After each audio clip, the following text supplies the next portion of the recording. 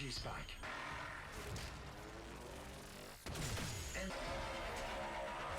Smaller sentience.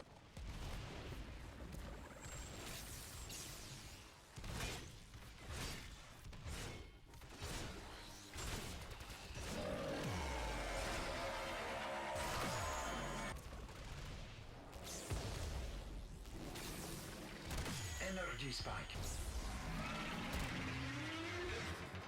Energy spike.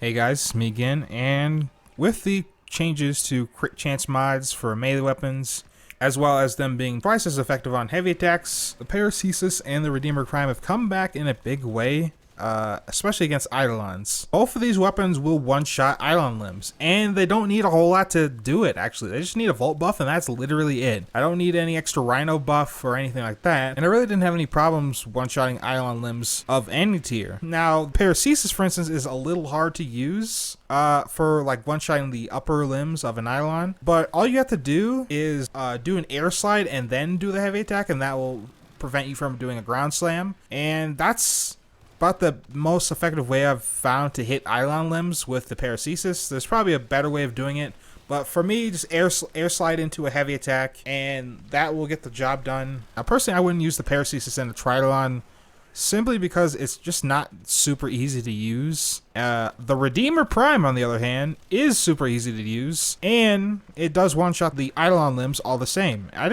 actually took this into a Tridolon, and I didn't really have any issues with the Eidolon. The only real issue I had was with the Hydralisk and damage falloff. Damage falloff was my only problem for the Redeemer Prime, as well as the pellets not hitting because of the range and how big that Eidolon is. But the way you fix that is the same way you do a heavy attack with the Paracesis, is you air slide into a heavy attack, or you just get closer, and that's it. And it'll one-shot those limbs all the same. Now, what makes these weapons comparable to sniper rifles, other than, well, their high base damage and very high critical stats? I know sniper rifles have shot combo, and the daikyu didn't, and that was its only real problem.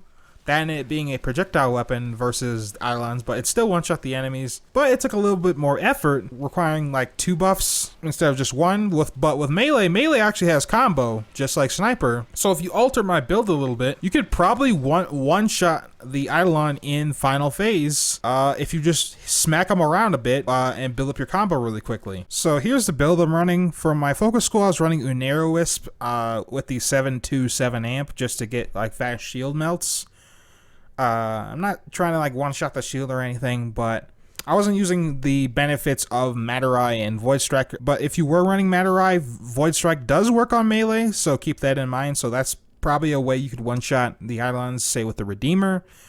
Now for my Volt build, it's literally nothing fancy. The only thing I'd recommend you change out is the Arcanes. Arcane Rage, it does proc, but it doesn't actually give me any extra damage on my melee weapons because it gives damage to primaries. But what you should run instead is 2 arcane nullifiers, because energy was a real problem with the group I was running. I was running a Volt, a Trinity, and a Rhino, so we didn't really have anything to negate the magnetic procs. So having arcane nullifiers would be much better than running like an arcane rage or anything like that. I think there's probably an arcane out there that boosts your melee damage, but just for all-around usefulness, I'd just recommend sticking to the nullifier. For the Paracesis, I'm running a sacrificial build of sacrificial steel and sacrificial pressure, because I get sentient bane on both of these, as well as innate sentient bane on the Paracesis, which is handy. Of course, I'm running all the things you'd want on a heavy attack build, but I'm also running raw radiation instead of, say, Spoil Strike and an extra crit damage mod, because I'm not running slash on this thing. And with this build, this is basically spec'd up to do as much damage as possible in a single hit. But if you were to have a Riven, I'd drop either Corrupt Charge or Gladiator Might, depending on what kind of Riven you have. And the Riven you want to roll for both of these weapons is initial combo and combo duration, or initial combo and damage. And that way, if you're trying to just one bang the Eidolon, At the final phase, you can just, when he's down on the ground trying to get help, you can just swing at him a bit to build up your combo, and that's the end of him. But I can see how you'd want to replace something like Gladiator's Might to get even more initial combo. So you start, say, like a, I don't know, 4x multiplier or something like that to deal even more damage. Now for the Redeemer Prime, mine's not formatted that much because I don't really use the Redeemer Prime that often, but I'm running a similar build, except I don't have a extra crit damage mod here, and as well as I'm running Prime Pressure Point instead of Sacrificial Pressure, though honestly I wouldn't really know what's better to have, the extra raw damage or the Sentient Bane. Personally, I don't really know. All I do know is that this is effective for one-shotting those Eidolons. But of course, the thing you have to watch out for is damage fall-off and pellet spread at range, but that's really your only hurdle with the Redeemer. And other than that, it's much, much easier to use than compared to the Paracesis, but the Paracesis gets the job done as well. So it's really up to you which one of those two weapons you want to use.